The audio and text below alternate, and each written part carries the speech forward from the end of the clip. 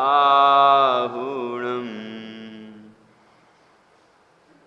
अर्हन्त सिद्ध साहु तिर्यं जिणधम वयण पडिमाहु जिणनिलयाय नवदेवादिन्तु मे बोहि मंगलम भगवान वीरो मंगलम गौतमो गणी मंगलम कुंद कुंदाद्यो जैन धर्मोस्तु मंगलम सर्वमंगल मांगल्यम सर्वकल्याणकारकं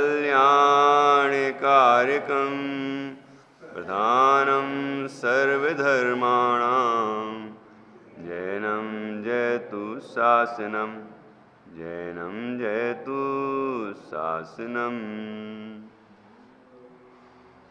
मंगलमय मंगलकरण वीतराग विज्ञान नमो ताहि जाते भये अरहंतादि महान करि मंगल करि होमा ग्रंथ करन को काज जाते मिले समाज सब आवे निज पदरा।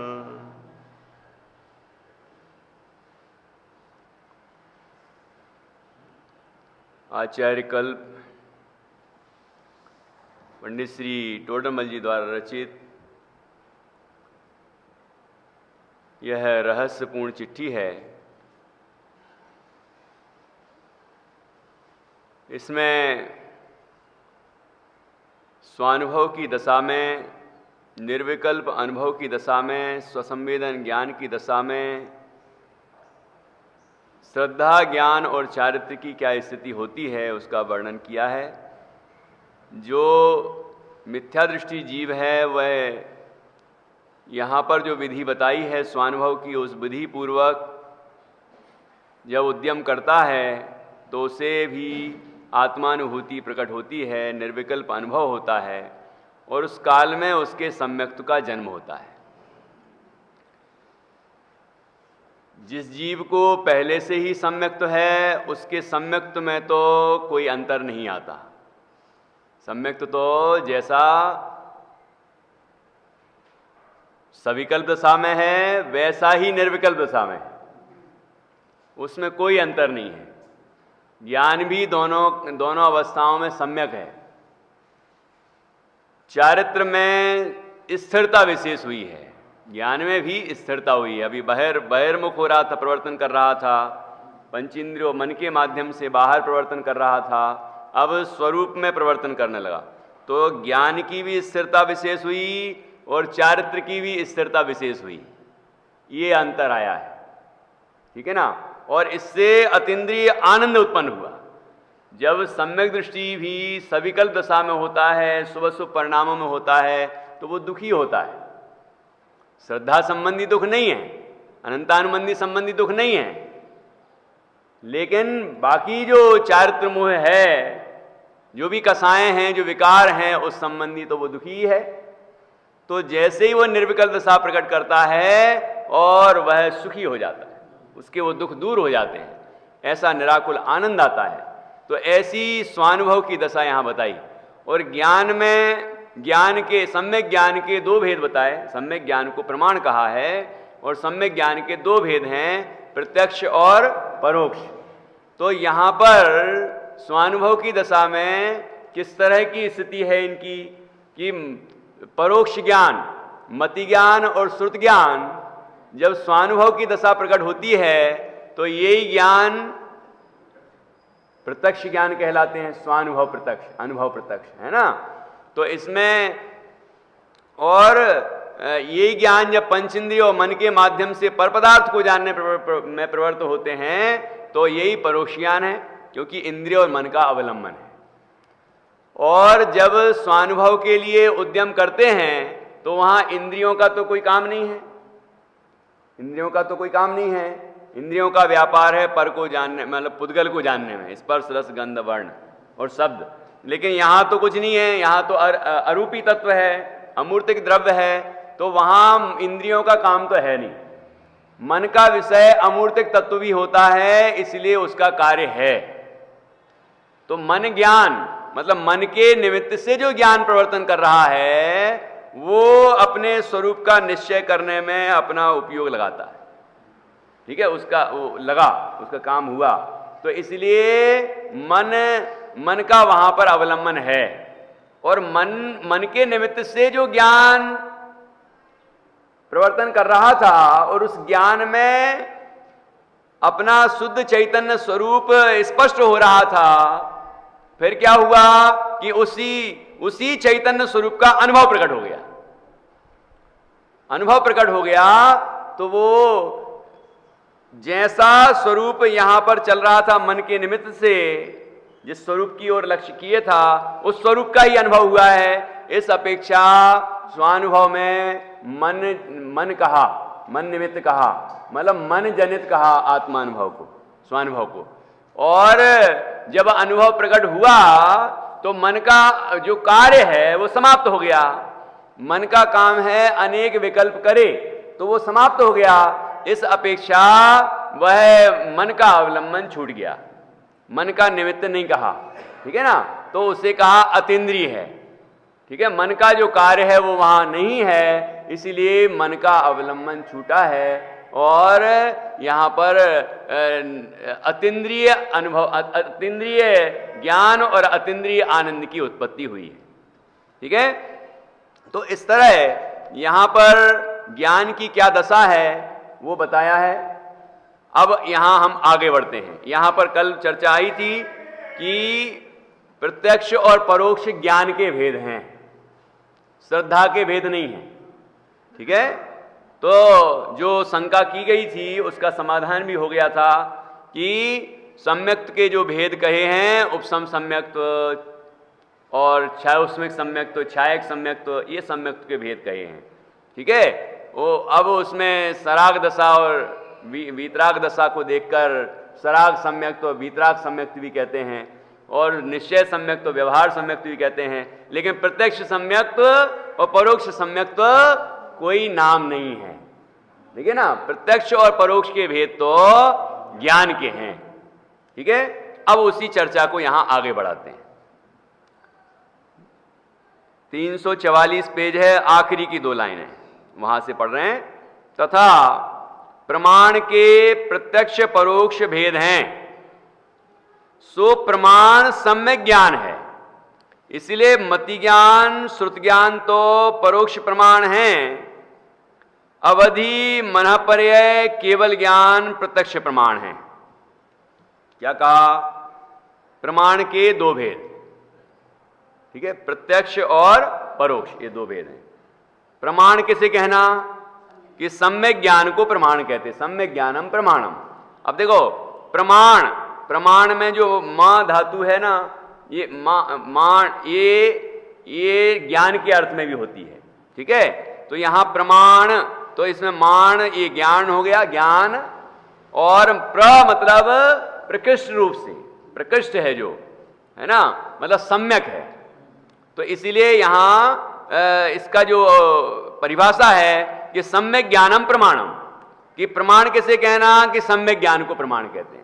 तो मिथ्या दृष्टि को प्रमाण होते हैं क्या?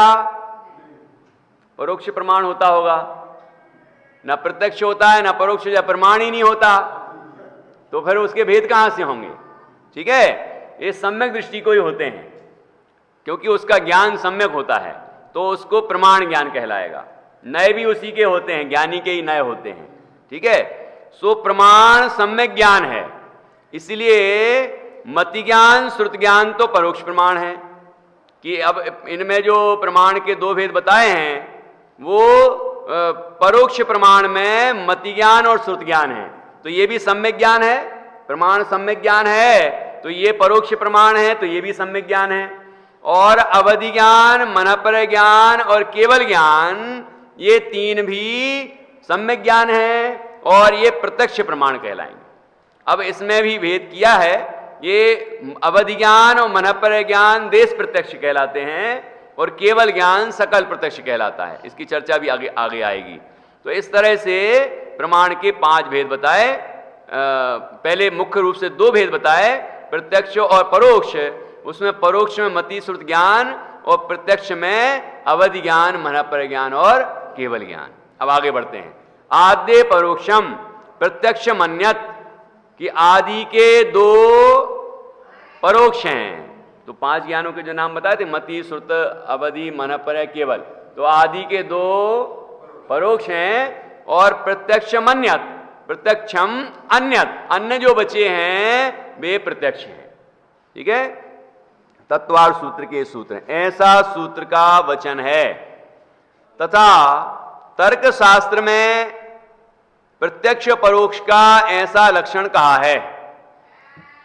स्पष्ट प्रतिभासात्मकम, स्पष्ट प्रतिभासात्मकम प्रत्यक्ष में स्पष्टम परोक्षम, स्पष्ट प्रतिभासात्मकम प्रत्यक्षम, संधि विच्छेद करेंगे तो अब अस्पष्टम परोक्षम, ये अस्पष्ट है वो परोक्ष है।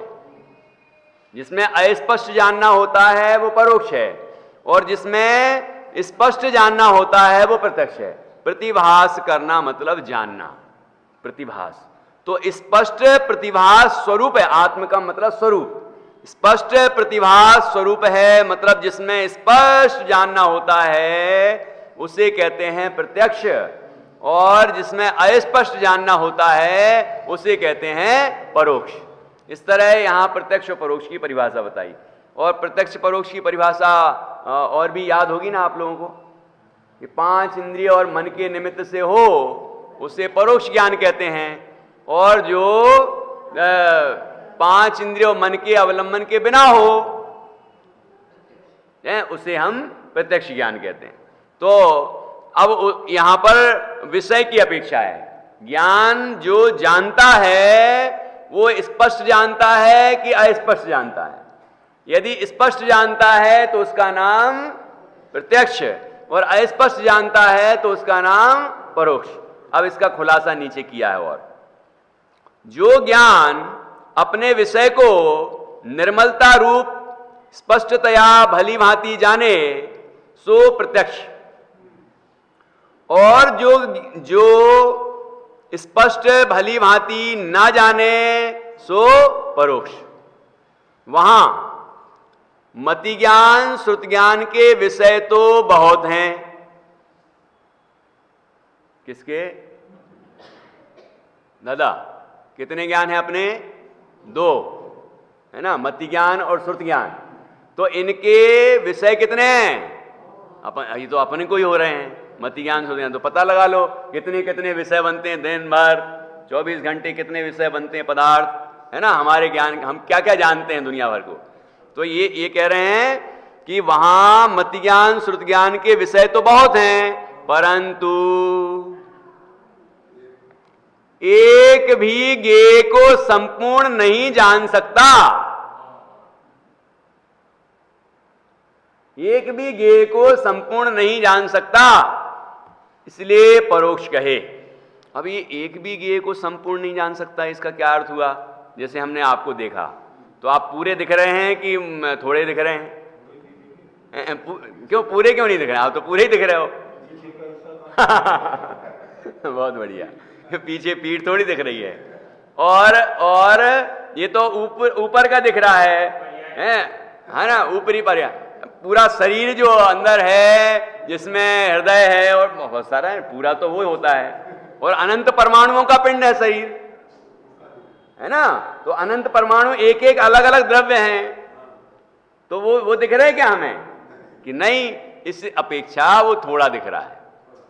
हमें लगता है कि हमने तो पूरा देखा, है ना। पूरा देखा तो मति ज्ञान और श्रुत ज्ञान की इतनी ही क्षमता है ना, कि वो स्थूल को जान पाता है, ठीक है, और अस्पष्ट जानता है, ठीक है। तो उसमें उतना ही दिखेगा। और जब हम कोई व्यक्ति के जैसे मान लो उसके चेहरे को देखने को मुख करते हैं तो बाकी हिस्सा नहीं दिखता एक ही व्यक्ति में। मतलब ज्ञान की ऐसी क्षमता है, वर्तमान हमारा जो प्रकट ज्ञान है उसकी इस तरह की क्षमता है। तो यहां कह रहे हैं कि वहां मति ज्ञान श्रुत ज्ञान के विषय तो बहुत हैं, परंतु क्योंकि सर्वद्रव्य कहा ना, सर्वद्रव्य पर्यायसु के नहीं क्या कहा था, द्रव्येषु असर्व पर्यायसु, द्रव्येषु असर्व पर्यायसु, कि सभी द्रव्यों में प्रवृत्ति है उसकी मति श्रुत ज्ञान की, लेकिन असर्व पर्यायसु कि कुछ ही पर्यायों को जानता है, और वो भी क्या लिख दिया है, स्पष्ट जानता है। ठीक है, हाँ। तो अब देखना कि वहां मति ज्ञान श्रुत ज्ञान के विषय तो बहुत हैं, परंतु एक भी ज्ञेय को संपूर्ण नहीं जान सकता, इसलिए परोक्ष कहे। लेकिन हम तो कहते हैं दुनिया में कि हमने तो साक्षात देखा, बिल्कुल स्पष्ट देखा कि वो खड़ा था व्यक्ति, उसकी बात मैंने बिल्कुल साफ साफ स्पष्ट रूप से सुनी। ये क्या है, ये क्या है? इसको प्रत्यक्ष नहीं कहेंगे। दुनिया में तो प्रत्यक्ष कहते हैं कि अभी उसका समाधान भी है, उसका समाधान भी है। जो जिनवाणी के वचन है वो लोक व्यवहार का निषेध नहीं करते, है ना, लेकिन वो लोक व्यवहार है वो बता देते हैं, जो चीज जैसी है वैसी बताएंगे। ऐसा नहीं कहेंगे कि आपको जो अनित्यता दिख रही है वो तो आपकी दृष्टि का भ्रम है, वस्तु तो नित्य ही है। एक दर्शन ऐसा भी है जो अनित्य ही मानता है, और एक दर्शन ऐसा भी है जो सर्वथा नित्य ही मानता है। तो सर्वथा नित्य मानने वाला क्या बोलता है कि वो कहता है वस्तु तो नित्य ही है, आपको जो चंचलता दिख रही है वो आपकी दृष्टि का भ्रम है। ऐसा हमारे आचार्यों का एक भी कथन नहीं मिलेगा आपको कि आपको दिख रहा है ऐसा, तो वो कहें कि नहीं ऐसा है ही नहीं। वो किस अपेक्षा है, किस दृष्टि से है, उतना वो स्वीकार करेंगे, है ना। तो यहां पर अभी तो ये कह दिए कि ये परोक्ष है। अब आगे देखिए, और अवधि ज्ञान मनपर ज्ञान के विषय थोड़े हैं, उनके तो बहुत हैं और इनके थोड़े हैं। मतलब अवधि ज्ञान और मनपर ज्ञान के विषय थोड़े हैं, केवल पुद्गल कोई विषय करता है, और उसमें भी द्रव्य क्षेत्र काल और भाव की मर्यादा है कि नहीं, तो थोड़े हैं। तथापि अपने विषय को स्पष्ट भली भांति जानता है, जितना भी जानता है बिल्कुल स्पष्ट जानता है, जैसा है वैसा स्पष्ट रूप से जानता है। ये इन प्रत्यक्ष ज्ञान की विशेषता है ना। तो मत अवधि ज्ञान और मनपर ज्ञान के विषय थोड़े हैं, तथापि अपने विषय को स्पष्ट भली भांति जानता है, अच्छी तरह से जानता है। ठीक है, और उसमें इंद्रिय और मन का अवलंबन लेने की आवश्यकता भी नहीं पड़ती, सीधा आत्मा अपने ज्ञान से उन पदार्थों को जान लेता है। ठीक है, इसलिए एक देश प्रत्यक्ष है। एक देश प्रत्यक्ष क्यों कहा कि विषय थोड़े हैं ना, थोड़े हैं, मर्यादित हैं, द्रव्य क्षेत्र काल भाव की मर्यादा है, इसीलिए तो एक देश आंशिक है ना। लेकिन जितना जानता पूरा स्पष्ट, इस अपेक्षा प्रत्यक्ष जितना जानता है स्पष्ट जानता है, इसलिए प्रत्यक्ष कहा। लेकिन उसमें मर्यादा है, इसीलिए उसे एक देश कहा। एक देश प्रत्यक्ष है, और केवल ज्ञान सर्वज्ञेय को आप स्पष्ट जानता है, स्वयं स्पष्ट जानता है, इसलिए सर्व प्रत्यक्ष है। उसको सर्व प्रत्यक्ष कहते हैं या सकल प्रत्यक्ष कहते हैं। सकल और सर्व का एक ही अर्थ है। ठीक है, तो क्या कहा, केवल ज्ञान सर्वज्ञेय को स्पष्ट जानता है, सर्वज्ञेय को जानता है। तो सर्वज्ञेय में क्या क्या आ गया, है ना, छहों द्रव्य, 6 द्रव्य जाति अपेक्षा, संख्या अपेक्षा अनंत द्रव्य, उनके अनंत गुण एक एक के, और उनकी अपनी अनंत पर्याय, और वो भी त्रिकालवर्ती और त्रिलोकवर्ती। मतलब 3 लोक में जितने भी द्रव्य हैं, और उनके प्रत्येक द्रव्य के द्रव्य गुण और त्रिकालवर्ती पर्याय हैं, वो सब, और आलोक भी, आलोकाकाश भी, और अपने अनंत गुण पर्यायों सहित। टोडरमल जी साहब ने ये बहुत विशेष बात लिखी है अरहंतों के स्वरूप में। क्या लिखा, अनंत ज्ञान द्वारा अपने अनंत गुण पर्यायों सहित सर्व द्रव्यों को, उनके त्रिकालवर्ती परिणामों को, मतलब 3 लोक और 3 काल के समस्त पदार्थों को युगपत जानते हैं। तो ये अपने अनंत गुण पर्यायों सहित में क्या विशेषता है कि अपने अनंत गुण और उनकी अनंत पर्याय। अब देखिए, केवल ज्ञान में एक समय की पर्याय ज्ञान गुण की, उसमें जो जाना गया अगले समय केवल ज्ञान पर्याय होगी तो उसमें पिछली पर्याय जानी जाएगी कि नहीं जानी जाएगी? और फिर अनंत काल हो जाए केवल ज्ञानी को, फिर यहां केवल ज्ञान पर्याय हुई तो ये पिछली जानेंगे कि नहीं जानेंगे? और अन्य गुणों की भी जानेंगे कि नहीं जानेंगे? सोचिए कि कितना क्या क्या विशेषता है उसकी, ख्याल में आएगी ना? ज्ञान की कितनी क्षमता है, विश्व में कुछ बचा ही नहीं है जो उसके ख्याल जानने में ना आता हो। 3 लोक और 3 काल के समस्त पदार्थ एक साथ ज्ञात होते हैं। तो अब ये जब हमने जान लिया तो हमें ये समझ में आ जाना चाहिए कि हमें भी जानते हैं भगवान, और हमारे हर परिणाम को जानते हैं भगवान। हमारे अंदर हमें भी ख्याल में ना आए कि कौन कौन से परिणाम छिपे हैं। गुत्थम गुत्था चल रहा है, स्पष्ट नहीं हो रहा है कि अंदर क्या चल रहा है और हमें क्या समझ में आ रहा है और हम क्या कह रहे हैं। लेकिन ज्ञान, केवल ज्ञानी को वो सब स्पष्ट ज्ञात होता है, ठीक है ना? इसलिए कोई चीज किसी से, भगवान जिनेंद्र से छिपी नहीं है ना?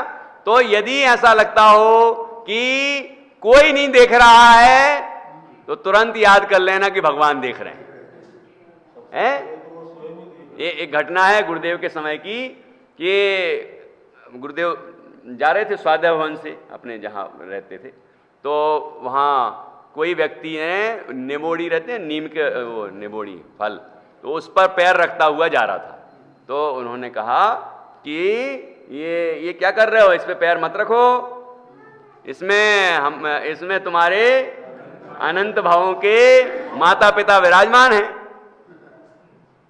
ये किसने जाना?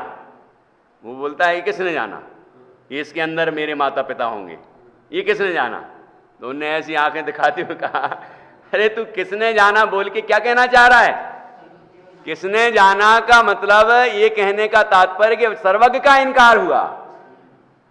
किसने जाना कि भगवान जिनेंद्र ने जाना, सर्वज्ञ परमात्मा ने जाना।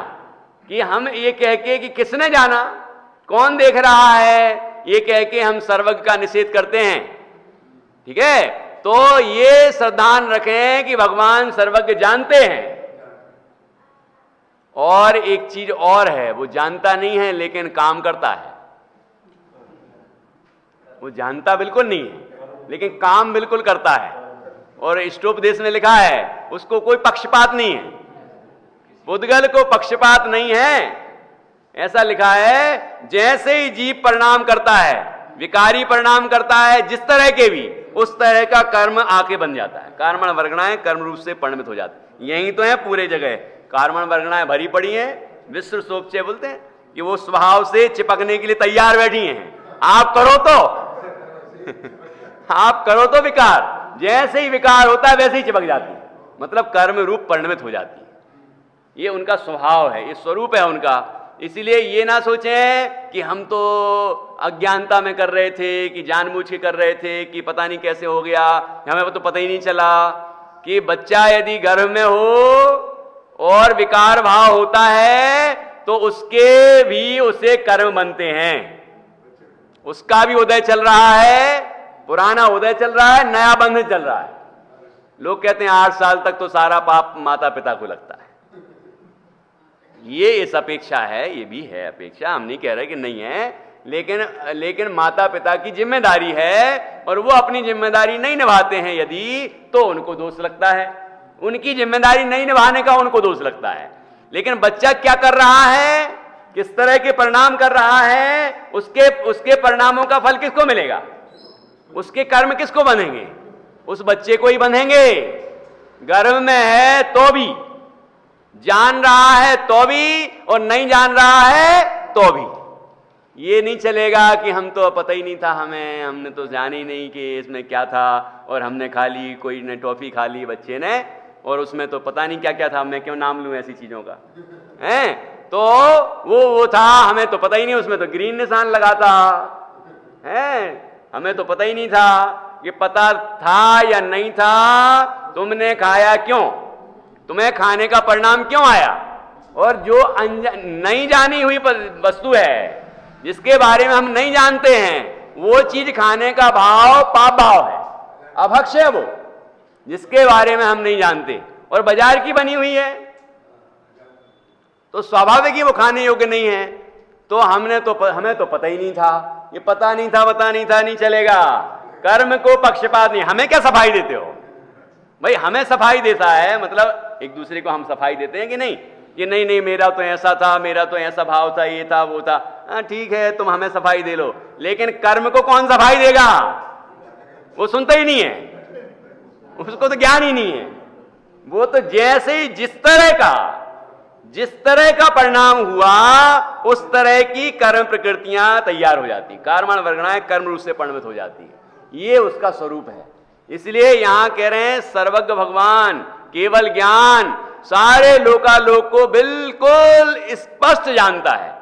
ऐसा लिखा है दूसरे अधिकार में कि निगोदिया जीव अनंत दुख भोगता है, अनंत दुख भोगता है, और केवल ज्ञानी जानते। मैंने सोचा ये क्या बात लिख दी कि निगोदिया भोगता है और केवल ज्ञानी जानते हैं। मतलब क्या कि उसके ज्ञान में तो इतनी क्षमता है कि अक्षर के अनंतमा भाग मात्र जान पाए, तो उसको तो जितना वो भोग रहा है ना, जितनी उसको तकलीफ हो रही है, जो जितना विकार हो रहा है, उतना तो उसको ज्ञान ही में नहीं आता, उसको तो पकड़ में ही नहीं आता, क्योंकि ज्ञान तो इतना सा विकसित है। लेकिन जानता कौन है उसके दुख, केवल ज्ञानी जानते हैं। हमारे अंदर कितने तरह के विकार हो जाते हैं, लेकिन भगवान जानते हैं, और हमें तो पता ही नहीं है, उसको हम कहेंगे अबुद्धिपूर्वक। हमें जो ख्याल में आए वो बुद्धिपूर्वक, जो नहीं ख्याल में आए वो अबुद्धिपूर्वक। ठीक है, जब असंख्यात समय तक क्रोध होता है तब पता चलता है कि क्रोध हुआ है, अंतर्मुहूर्त, मतलब लगातार इतनी देर जब चलता है विकार, तो जीव को ख्याल में आता है। रत्नगण सावकाचार्य जी में आया है कि असंख्यात समय जब क्रोध चलता है, विकार होता है, तब जीव को ख्याल में आता है, छदमस्त को, है ना, ख्याल में आता है कि क्रोध हुआ। तो हम कहते हैं एक क्षणिक क्रोध था, एक क्षण को आया और चला गया। एक क्षण मतलब वहां पर एक समय नहीं है, एक समय के पर्याय को हम कैसे जान पाएंगे, असंख्यात समय की पर्याय है वो, ठीक है ना। तो यहां लिखा कि इस तरह केवल ज्ञान सर्वज्ञ को आप स्पष्ट जानता है, इसलिए सकल सर्व प्रत्यक्ष है। यहां भी आप ही लिखा है, हाँ ठीक है। अब आगे, तथा प्रत्यक्ष के दो भेद हैं।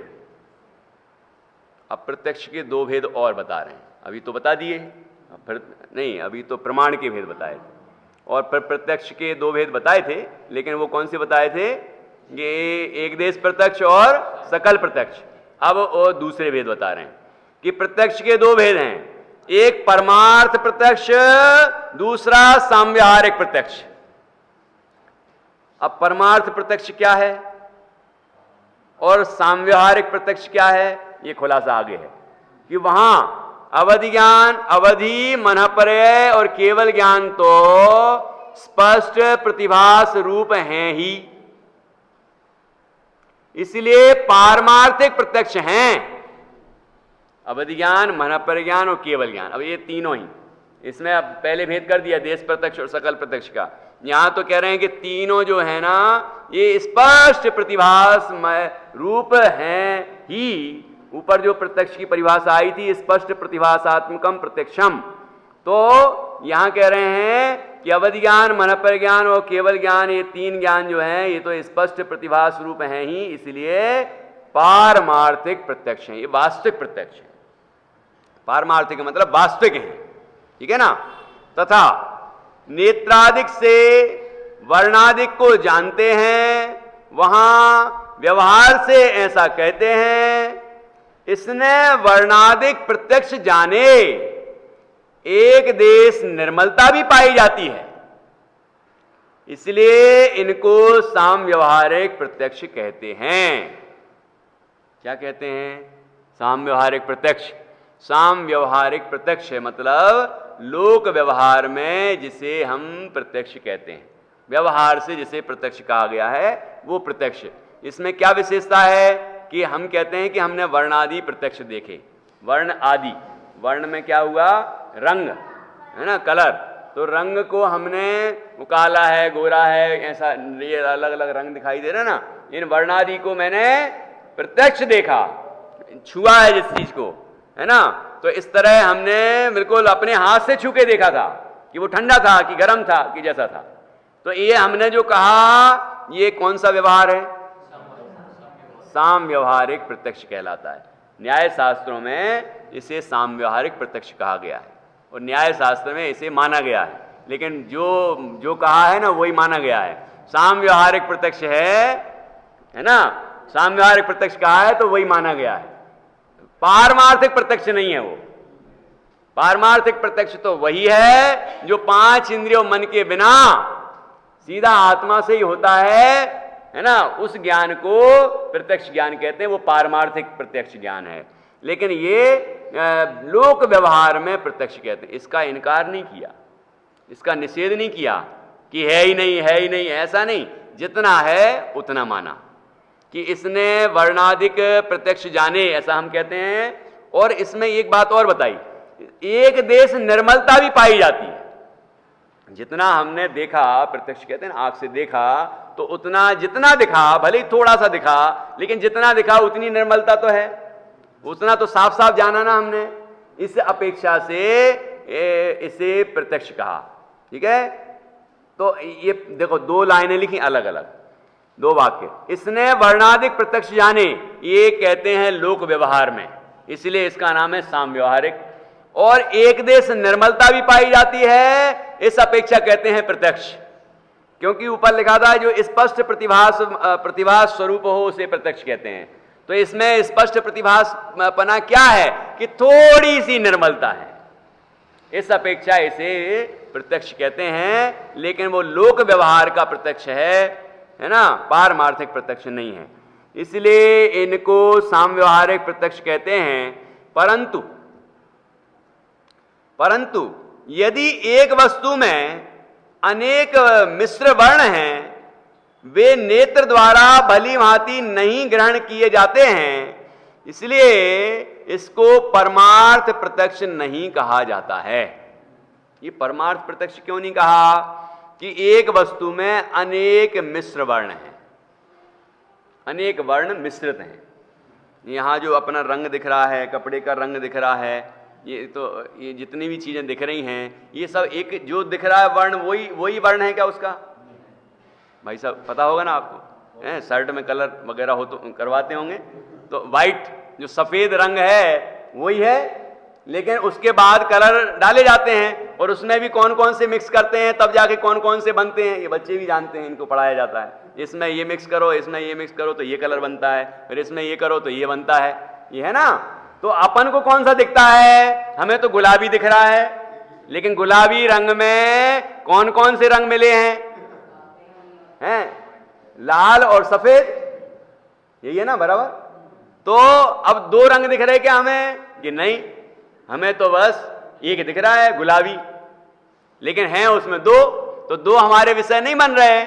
तो इसका मतलब है ये वास्तव में प्रत्यक्ष नहीं है, इसको वास्तविक प्रत्यक्ष नहीं कहते। ये तो दो ही कलर मिला है, ऐसे बहुत सारे मिलते हैं और फिर नए नए कलर बनते हैं, नए नए रंग बनते हैं।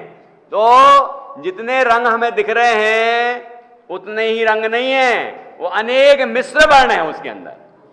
ठीक है, दूर से अपन देखते हैं कोई चीज तो वहां पर भले ही वो लाइन है, बहुत सारी लाइनें खींची हैं, लेकिन यहां दूर से देखते तो ऐसा लगता है कि पूरा एक है। पास में जाके देखते हैं तो ऐसी दिखती लाइनिंग, बहुत सारी लाइनिंग, ऐसा होता है कि नहीं?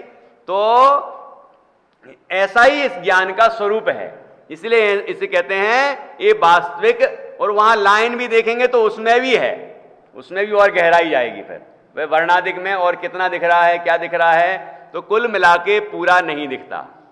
ठीक है, तो स्थूल दिखता है।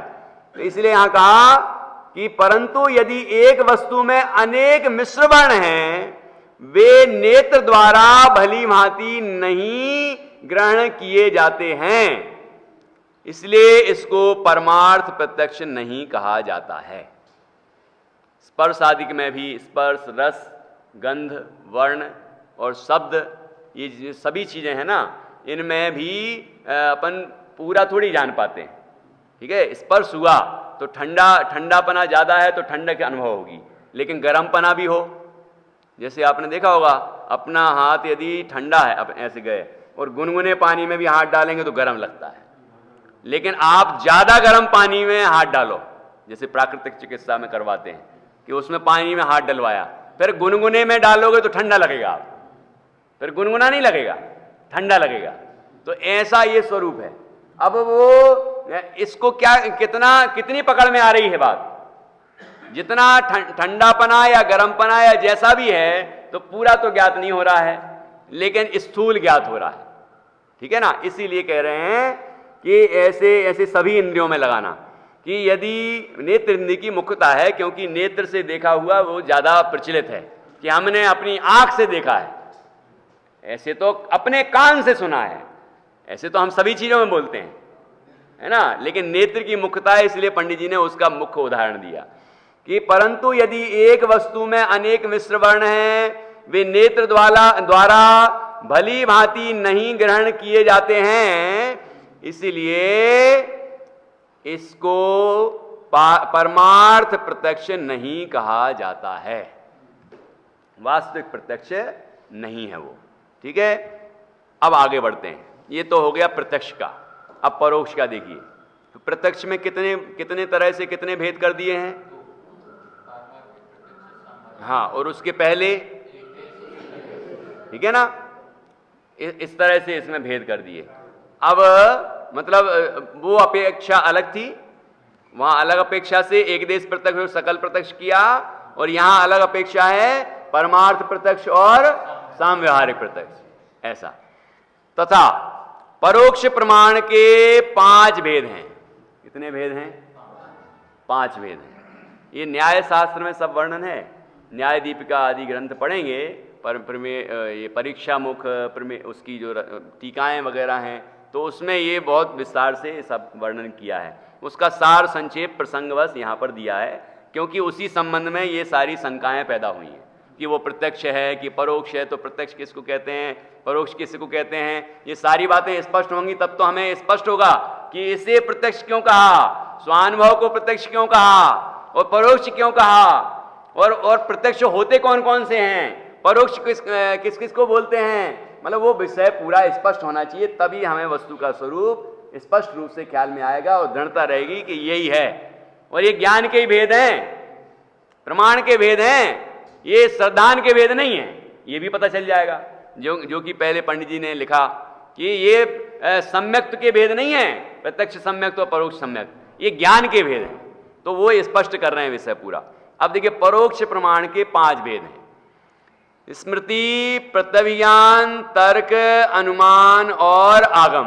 5 नाम कौन कौन से आरोही हैं? स्मृति, प्रत्यभिज्ञान, तर्क, अनुमान और आगम, ये 5 है, बराबर। ये परोक्ष ज्ञान है, इसके 5 भेद बताए।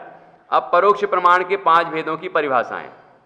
वहां जो पूर्व काल में जो वस्तु जानी थी उसे याद करके जानना, उसे स्मृति कहते हैं।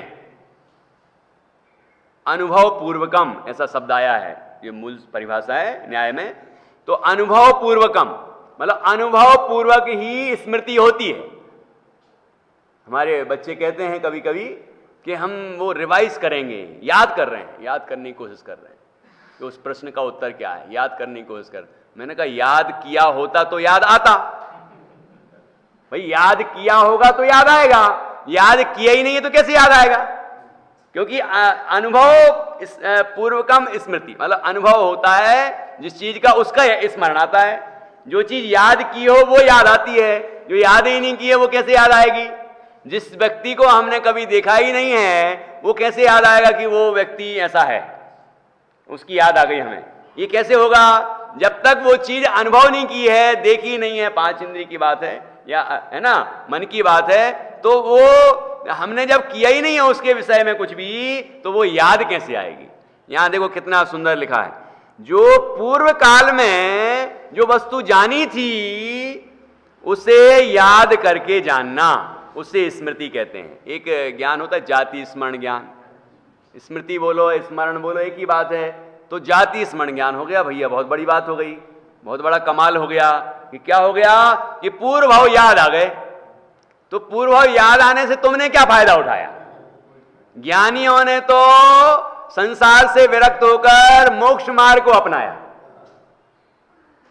शेर को जाति स्मरण हुआ, उसने संसार का स्वरूप समझ लिया, मुनिराज की आज्ञा से उपदेश से प्रेरित होकर उसने अंतर्मुख पुरुषार्थ किया और आत्मानुभव प्राप्त कर लिया। ठीक है, ऐसे कई तीर्थंकरों का भी उदाहरण आता है, उनको स्मरण जाति स्मरण ज्ञान हुआ, मतलब पूर्व के 9 भाव याद आए, है ना। ऐसे और भी अनेक प्रसंग हम सुनते हैं, और ऐसे भी प्रसंग हमने देखे हैं खुद कि उनको जाति स्मरण ज्ञान हो गया। तो क्या हो गया कि पिछले भाव में वो क्या थे, किस घर में थे, किस परिवार में थे, वो यहाँ गए नहीं कभी, लेकिन वो बता देंगे कि वहां ये था वहां ये था, फिर जाके देखा तो वैसे ही वैसा मिला। तो अब ज्ञान भगाड़ते रहते हैं, भाई हम वहां थे तो वहां ऐसा हुआ, फिर ये हुआ, फिर वो हुआ। तो उससे फायदा क्या उठाया? अरे भाई हमें तो पता ही नहीं है, हमें तो बिल्कुल नहीं पता कि मैं पूर्व भाव में क्या था, लेकिन हमें जिनवाणी से ये ज्ञान हुआ और अपने विचार से तत्व निर्णय से ये निर्णय हुआ कि वस्तु ऐसी ही है, आत्मा ऐसी ही है, मैं ऐसा ही हूं। तो ये कार्य हम कर रहे हैं, लेकिन तुम्हें जाति स्मरण ज्ञान हो गया तो भी वैराग्य नहीं आ रहा। एक प्रसंग मैंने सुना था, मैं नाम तो बिल्कुल नहीं लूंगा, गांव का नाम भी नहीं लूंगा, लेकिन उनने, हम लोग विद्यार्थी थे तो आके उनने बताया कि हमें जाति स्मरण ज्ञान हुआ, तो ये हमें पूर्व भाव का स्मरण आया। हम लोग बच्चे थे, बड़ा खुश, वाह यार कितनी बढ़िया बात बताई।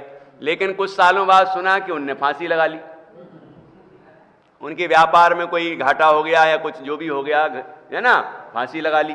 तो अब बताओ, मैंने उस बात से सोचा कि तुमने उस ज्ञान का उपयोग क्या किया। यदि जाति स्मरण ज्ञान हो गया था और पूर्व भाव याद आ गया था, तो हमें और विश्वास आना चाहिए ना। ये जैन दर्शन में जो कहा है, जो पुराणों में कहा है, उस बात पर और विश्वास आना चाहिए, उस संसार का और स्वरूप दृढ़ होना चाहिए कि ऐसा ही है ना। तो वो तो हुआ नहीं, उल्टा और हो रहा है। तो ऐसे ज्ञान का क्या मतलब? ठीक है, तो ये कोई बहुत बड़ी बात नहीं है, ये मति ज्ञान है। कौन सा ज्ञान है ये? मति ज्ञान है। अब तत्वार सूत्र में मति स्मृति संज्ञा चिंता विनिबोध इतन अर्थांतरम इति अर्थांतरम, ये सब पर्यायवाची है मति ज्ञान के। तो स्मृति भी मति ज्ञान ही है। ठीक है, तो यहां लिखा कि स्मृति की परिभाषा, जो पूर्व काल में जो वस्तु जानी थी उसे याद करके जानना, उसे स्मृति कहते हैं। उसको स्मृति कहते हैं, स्मरण कहते हैं, याद करना कहते हैं, याद आना कहते हैं, अलग अलग शब्द हैं। ठीक है, एक हुआ। अब इसके आगे है दृष्टांत द्वारा वस्तु का निश्चय किया जाए, उसे प्रत्यभिज्ञान कहते हैं। ठीक है, अब देखो, दृष्टांत द्वारा मतलब उदाहरण के द्वारा वस्तु का निश्चय किया जाए, वस्तु का निर्णय होता है। उदाहरण दिया कोई हमने कि ऐसा उदाहरण, प्रथमानियों का उदाहरण दिया, कोई अन्य उदाहरण दिए लौकिक, और उससे हमें कोई जो वस्तु है उसका निश्चय हो गया। अब यहां क्या कहना चाह रहे हैं कि उदाहरण दिया और वस्तु का निश्चय हुआ। देखना जरा कि पंडित जी ने कैसे कैसे उदाहरण दिए हैं। वहां मान लो हंस का उदाहरण दिया कि हंस किस तरह से दूध और पानी को अलग करके दूध को ग्रहण कर लेता है। तो जैसे ही उसकी कला हमने देखी, हमें ज्ञानी याद आए, ज्ञानी का स्मरण आया। ऐसे ही तो ज्ञानी करता है कि देह और आत्मा एक क्षेत्र में होने पर भी वो देह से भिन्न अपने ज्ञायक को जान लेता है। बराबर, तो ये क्या कहलाएगा? प्रत्यभिज्ञान। प्रत्यभिज्ञान के कई भेद हैं, सादृश्य प्रत्यभिज्ञान भी होता है। ठीक है, कैसा प्रत्यभिज्ञान कि किसी व्यक्ति को देखा और देखते ही अपना कोई मित्र या कोई पहले देखा हुआ व्यक्ति याद आ गया, है ना। किसी का छाता देखा और अपना छाता याद आ गया, ये क्या है? प्रत्यभिज्ञान है। अरे ऐसे ही तो मेरा है, जोड़ रूप ज्ञान, बिल्कुल सही, जोड़ रूप ज्ञान कहते हैं इसको, प्रत्यय विज्ञान को। ठीक है, तो दृष्टांत द्वारा वस्तु का निश्चय किया जाए उसे प्रत्यय विज्ञान कहते हैं। कि हमने दृष्टांत, आचार्यों ने दृष्टांत दिया और हमें उससे वस्तु का निश्चय हुआ। और होता क्या है, जीवों के उदाहरण का निश्चय हो जाता है। मतलब क्या, उदाहरण में ही अटक जाता है, उदाहरण में ही मजे लेता है, उदाहरण को ही ध्यान रखता है, उससे क्या कहा था वो भूल जाता है। तो ये नहीं कह रहे हैं आगे बढ़ने की, कह रहे हैं ये प्रसंग अपना आत्मानुभव की बात चल रही ना यहाँ पर, है ना। तो उस तरह का ही उदाहरण दिया है कि दृष्टांत द्वारा वस्तु का निश्चय किया जाए, कि दृष्टांत दिया और उससे वस्तु का स्वरूप ख्याल में आए। जब उसे दृष्टांत दिया कि हाथी किस तरह भोजन करता है, उसमें सारे मिष्ठान भी मिले हैं, घास फूस भी मिला है, सब मिक्सचर करके उसको खिलाया गया, तो उसे तो ऐसा लगता है कि जैसे घास मीठा है, घास का स्वाद आ रहा है। आज तो घास तो बड़ी मीठी थी, ये घास मीठी नहीं थी, घास जैसी कल थी वैसी आज है, उसमें मिष्ठान मिला दिया गया है। उदाहरण है ना समय जी में, तो वहां लिखा है दृष्टांत की दृष्टि पुरानी ना पड़े, जब तक दृष्टांत की दृष्टि पुरानी ना पड़े, मतलब वो दृष्टांत जब तक दिया जा रहा है हम उससे वस्तु स्वरूप का निश्चय कर लें कि ऐसा ही मैं हूं, ऐसा ही वस्तु का स्वरूप है, ऐसा ही तो मैं मान रहा हूं, है, और इसी कारण से मैं दुखी हो रहा हूं। इसका विस्तार बहुत कर सकते हैं। कहने का तात्पर्य कि दृष्टांत दिया किसी बात को समझाने के लिए, तो दृष्टांत से वो दाष्टांत समझ में आना चाहिए, उदाहरण से वो सिद्धांत समझ में आना चाहिए, उसकी प्रतीति होना चाहिए, उसका भाव भाषण होना चाहिए। ठीक है ना। तो दृष्टांत दिया और उससे वस्तु ख्याल में आई, वस्तु का निश्चय हुआ, निर्णय हुआ, तो उसको कहते हैं प्रत्यय विज्ञान। ये जोड़ रूप ज्ञान। जोड़ा ना, इसने तो जोड़ा नहीं, क्या किया कि उतने उदाहरण लिया, तो जोड़ा कहां, जोड़ रूप ज्ञान थोड़ी हुआ। ये तो हमने उस पदार्थ को जान लिया है, जानने के बाद उस उदाहरण को जान के सिद्धांत को पक्का करता, तो ये उदाहरण से सिद्धांत हुआ। मतलब ये जैसा उदाहरण है वैसा ही सिद्धांत पकड़ लिया उसने, वैसा ही, मतलब कि जैसे उदाहरण दिया कि ये बात समझाना चाह रहे हैं, तो तुरंत वस्तु का निश्चय हुआ, ऐसी वस्तु है, ऐसा स्वरूप है, तो वो काम का। ठीक है। तो यहां लिखा कि दृष्टांत द्वारा वस्तु का निश्चय किया जाए उसे प्रत्यय विज्ञान कहते हैं। हेतु के विचार युक्त जो ज्ञान उसे तर्क कहते हैं। ये क्या है, हेतु के विचार युक्त ज्ञान। ये किस तरह होता है, हेतु, जहां जहां धुआं है वहां वहां अग्नि है, ये हेतु है ना। व्याप्ति ज्ञानम तर्क, व्याप्ति के ज्ञान को तर्क कहते हैं। ये व्याप्ति क्या, अन्वय व्याप्ति, व्यतिरिक्त व्याप्ति। जहां जहां धुआं होता है वहां वहां अग्नि होती है, जहां अग्नि नहीं होती वहां धुआं भी नहीं होता, ये व्याप्ति ज्ञान कहलाता है। तो ये व्याप्ति ज्ञान इस तरह का करना, हेतु के विचार युक्त जो ज्ञान उसे तर्क कहते हैं, इसको तर्क कहते हैं। जहां जहां ज्ञान है वहां वहां आत्मा है, और जहां आत्मा नहीं है वहां ज्ञान भी नहीं है। ये आगे आने वाला है अगले पेज पर, है ना, अगले पेज पर आएगा ये, वहां अपन और समझेंगे अच्छे से। तो यहां क्या कहा, इस तरह से हेतु के विचार युक्त जो ज्ञान उसे तर्क कहते हैं। कहते हैं ना, तर्क से वस्तु को स्पष्ट करना चाहिए, जानना चाहिए, निश्चित करना चाहिए कि ऐसा ही है। अध्यात्म में ये तर्क चलते हैं, अध्यात्म में ही, अध्यात्म न्याय अध्यात्म का ही विषय है। कहते हैं ना, अध्यात्म में न्याय की प्रधानता होती है, तो न्याय अध्यात्म में ही चलेगा, है ना। अन्य जो 3 अनुयोग हैं उसमें नहीं, उसमें इतना ही समझना कि वीतरागता का पोषण हुआ कि नहीं। जो मूल सिद्धांत हैं अध्यात्म में बताए हैं वो कहीं बाधित तो नहीं हो रहे हैं, उससे मर्यादा तो भंग नहीं हो रही है जो हम समझ रहे हैं, है ना। उतना निर्णय तो उससे होता है। लेकिन इसके अलावा हम सुमेरु पर्वत को देखने जाएंगे, पहले नापने जाएंगे, फिर मानेंगे, तो वो कभी नहीं हो पाएगा, फिर कल्याण भी कभी नहीं होगा, है कि नहीं। तो वो तो आगम से ही मानना है। ऐसे बहुत सारी चीजें हैं। ठीक है। तो यहां का हेतु के विचार युक्त जो ज्ञान उसे तर्क कहते हैं। हेतु से साध्य वस्तु का जो ज्ञान उसे अनुमान कहते हैं।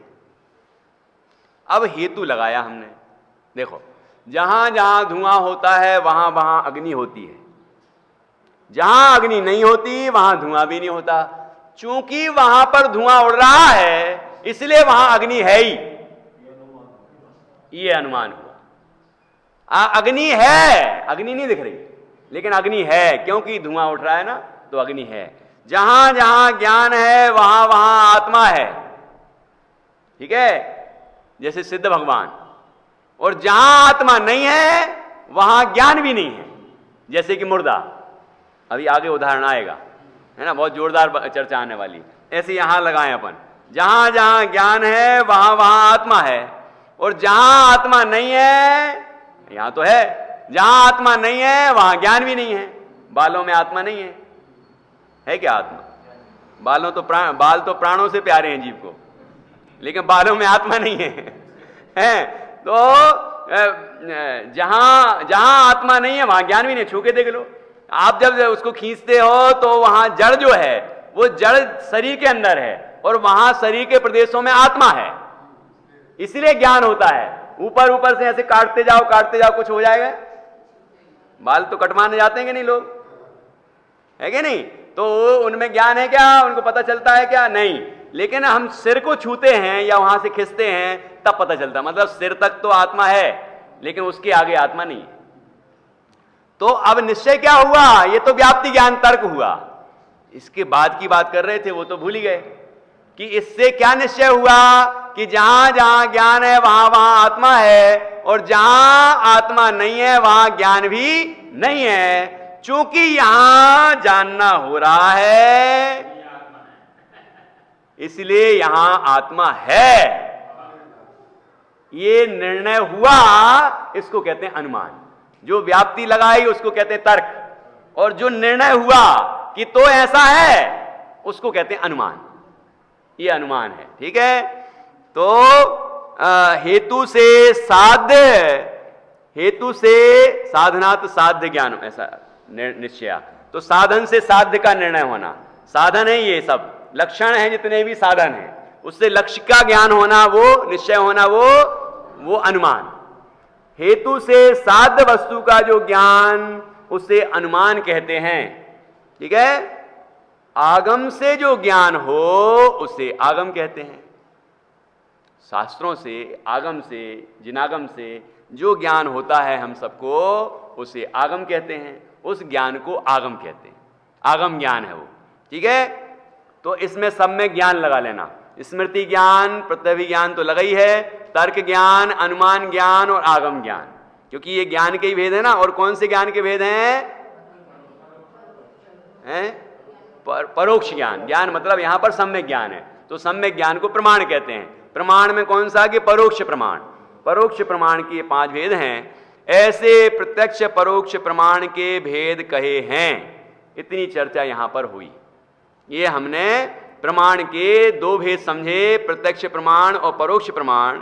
प्रत्यक्ष प्रमाण के फिर 2 भेद समझे, एक देश प्रत्यक्ष और सकल देश प्रत्यक्ष, ठीक है। फिर हमने प्रत्यक्ष ज्ञान के दूसरे 2 भेद समझे, परमार्थ प्रत्यक्ष और साम्यार्थ प्रत्यक्ष। और परोक्ष ज्ञान के भी, परोक्ष ज्ञान के पहले 2 भेद हैं, मतलब 2 ज्ञान ही हैं बस। क्या भेद हैं वो? मति ज्ञान और श्रुति ज्ञान दोनों परोक्ष ज्ञान है, ठीक है ना। अब परोक्ष ज्ञान के यहां पर 5 भेद बताए, स्मृति, प्रत्यभि ज्ञान, तर्क, अनुमान और आगम। इसमें मति ज्ञान और श्रुति ज्ञान दोनों का परिवर्तन हो रहा है। ऐसे ये 5 ज्ञान परोक्ष ज्ञान के, परोक्ष प्रमाण के भेद हैं। इस तरह हमने ये प्रमाण की चर्चा समझी। अब उसका क्या अंतर में प्रयोग है, थोड़ी बहुत तो आपको मैंने बात बताई है। आगे बहुत जोरदार विषय आने वाला है जिसकी चर्चा अपन कल करेंगे। बच्चों को एक गीत सुनाना है, आप बैठे रहें भले, आओ वहाँ चले जाओ या यहाँ आ जाओ, आ जाओ, तुम इधर आ जाओ।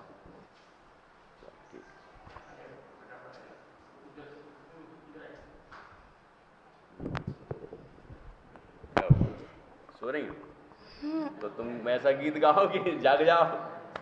चलो। उठो आत्मन निद्रा छोड़ो, तुमन निद्रा छोड़ो, पंच प्रभु का ध्यान लगाओ। सरोवरों में कमल खिल गए, तुम भी ज्ञान कमल विकसाओ। चिड़िया चहक चहक कर गाती, चिड़िया चहक चहक कर गाती, तुम भी प्रभु के गीत सुनाओ। शीतल शीतल पवन चल रही, जिन वचन सुन शीतलता पाओ। सूरज अपनी किरण बिखेरे, सूरज अपनी किरण बिखेरे, तुम भी धर्म प्रभाव बढ़ाओ। बीती रात अंधेरा भागा, मोह अंधेरा तुम भी भगाओ। स्वच्छ हो गई सारी प्रकृति, स्वच्छ हो गई सारी प्रकृति, तुम भी स्वच्छ स्वभाव को पाओ। जागो जागो अब तो चेतन, अवसर है शाश्वत सुख पाओ। जागो जागो जागो अब तो चेतन, अवसर है शाश्वत सुख पाओ। गीत कुसुम में है ये। निज में बताई यह अनंत उपकार, उसके